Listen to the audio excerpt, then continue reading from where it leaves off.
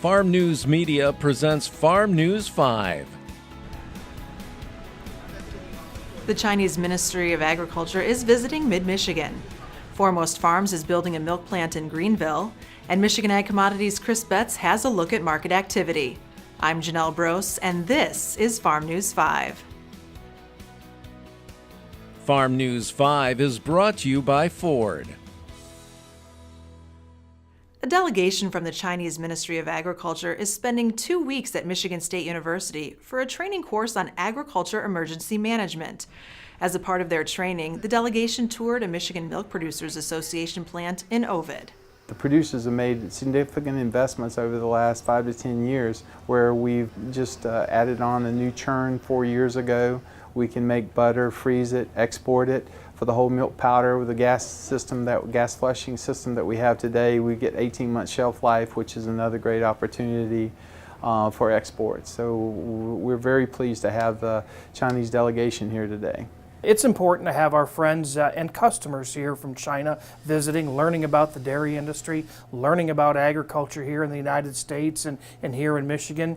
They're very much interested in learning about some of the emergency management provisions that we have in place, but also about quality control measures. I'm mostly impressed by the quality control process we saw this morning in the plant, the dairy plant. And it's not free assistance. The delegation also visited Michigan Farm Bureau to talk about crop insurance and Michigan's agriculture industry. This afternoon, the meeting with the Michigan Farm Bureau is also very impressive. I understand that there are a lot of unique characteristics in the agricultural insurance products available here.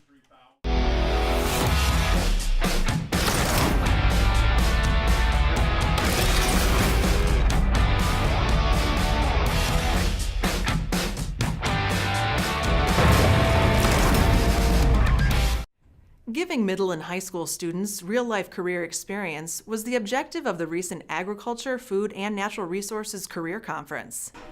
Today we have over 250 students from across the state here for the Michigan Farm Bureau Agriculture, Food, and Natural Resources Careers Conference. So each year we bring students together to learn about all the careers in the industry, figure out what skills and talents they have and how those align to those careers and how they can map out their future to capture these opportunities in agriculture.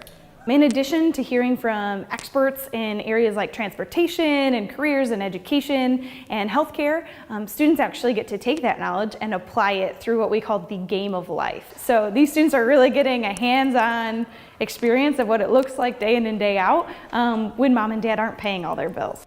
The Careers Conference concluded with tours at various Michigan agricultural employers, including Michigan Farm Bureau, Greenstone Farm Credit Services, Michigan Milk Producers Association, MSU Potato Research Farm, and Michigan CAT.